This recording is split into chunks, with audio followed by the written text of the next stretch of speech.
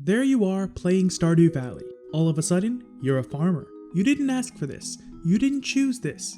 Yet there it is. Stardew Valley is one of the greatest success stories of the modern games industry. If you're a gamer, or even if you only occasionally like to watch gaming-related videos and streams, it's almost certain that this title has come across your radar. In addition to just generally being a high-quality product, Stardew Valley has one of the most diverse audiences out there. And by diverse, I don't mean skin color, religion, nationality, or anything like that. What I mean is that you'll be hard-pressed to find somebody who's played Stardew Valley and didn't like it. Gamers of almost every genre all seem to get drawn into Stardew very quickly. Hell, even non-gamers are enjoying this game. You don't just play Stardew Valley, you get hooked. Stardew Valley is a very addictive game, and most people can sink dozens of hours into it without even realizing. I'd like to take a look at why that is. Okay, to start off, I'm not going to be talking too much about individual pieces of the game. Things like the art and music are great, and while they do positively contribute to the appeal and retention, I'd rather look at the overall design philosophy rather than the more superficial elements. I have a theory about why Stardew Valley feels so good to play, but I'd like to first set the stage a bit. With very few exceptions, video games from the Atari 2600 to the Game Boy to virtual reality have had one thing in common: progression. Doing things in-game moves you towards a reward of some sort. When you get to the end of a level, you get to play the next one. And maybe there's a point system where at a certain threshold you get an extra life, new unlockables, or you simply shoot for a new high score. Survival games will almost always have a system of craftable upgrades to your character and equipment to keep you pushing forward. Games like one of my favorites, RuneScape, center around this idea, giving out cosmetics and titles that are only available for those who've reached certain milestones or completed certain achievements. Why is progression such a universal element to video games? If the core gameplay is fun, shouldn't that stand on its own? Well, on paper, that makes perfect sense, but only if you disregard basic human psychology. As humans, we love achieving things and we love the rewards that come with it.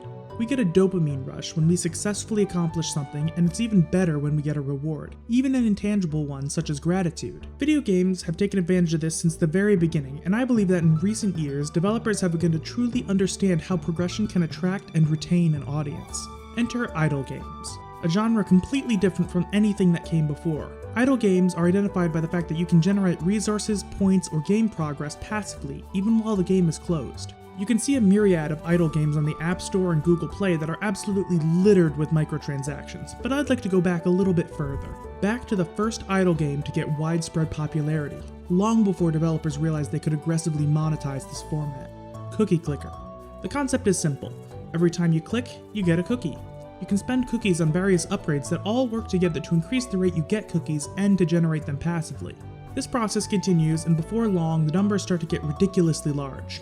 Your cookies go up exponentially, as do the upgrade costs, and this sense of continual progression has led to many people getting addicted to Cookie Clicker for quite some time. So why have I been talking for so long about this instead of Stardew Valley? You know, the actual subject of the video. Well, I wanted to stress just how important progression is for getting players invested in a game. I believe Stardew Valley has one of the most satisfying progression systems in any game out there. Let's take a look at the community center. This thing is absolutely amazing. This building is basically the main quest of the game.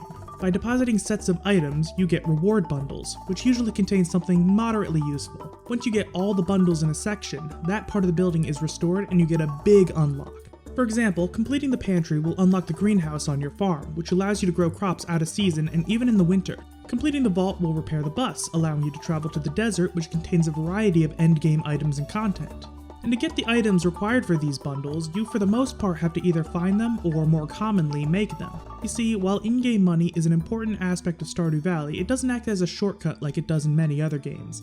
Instead, it acts more like a catalyst. For example, money alone will not buy a barn. In addition to money, you'll also need some wood and stone for the carpenter to use as materials, which you primarily obtain by cutting trees and mining rocks respectively. You can't just buy an upgrade to your tools, you need to obtain ore and coal, which you can buy but it's too expensive to be worthwhile. Smelt them into bars using a furnace and bring those bars to the blacksmith. If you want truffle oil for the artisan bundle, you'll need to build a silo, build a barn, and upgrade it twice in order to unlock pigs which will dig up truffles for you. Of course, you'll have to raise your pig and keep it fed until it grows up before it'll start truffle hunting. Then you need to level up your farming skill enough to learn how to craft an oil maker. This machine will turn truffles into oil.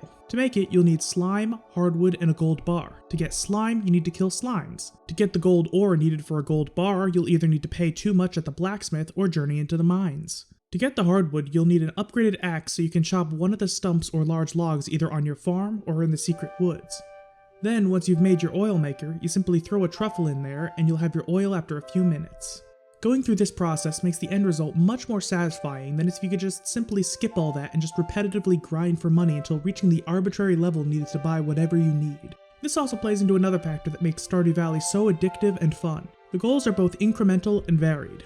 What I mean by this is that there are very few things in the game that are just a single massive hurdle. Instead, it's broken up into multiple steps, none of which individually take all that much time. This helps keep the player interested in continuing since the next incremental goal is always within reach. Additionally, there is value in the fact that the different things you need to do to achieve any given goal are varied. This helps keep the game from getting stale. I don't think anybody really enjoys repetitive grinding in video games. Even the most fun in-game activity will get boring eventually, or at the very least it'll lead to burnout. If we go back to the truffle oil example, the fact that you need to spend a bit of time collecting wood and stone, a bit of time killing slimes, a bit of time farming, and a bit of time mining helps make the whole process not seem very long, and you have tangible checkpoints throughout. So while the overall goal is sizable, it doesn't feel that way since you can bang out each step fairly quickly. To complete the community center entirely, you'll need to interact with the vast majority of the game, as there's simply no other way to obtain most of the items you'll need. To get certain crops, you're going to have to farm them. To get most animal products, you have to raise animals.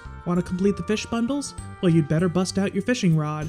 In addition to just generally being a good way to mix up your experience in the game, this functionality solves one of the problems that I personally see in games that have a ton of non-linear content. It gives all that side content a tangible purpose.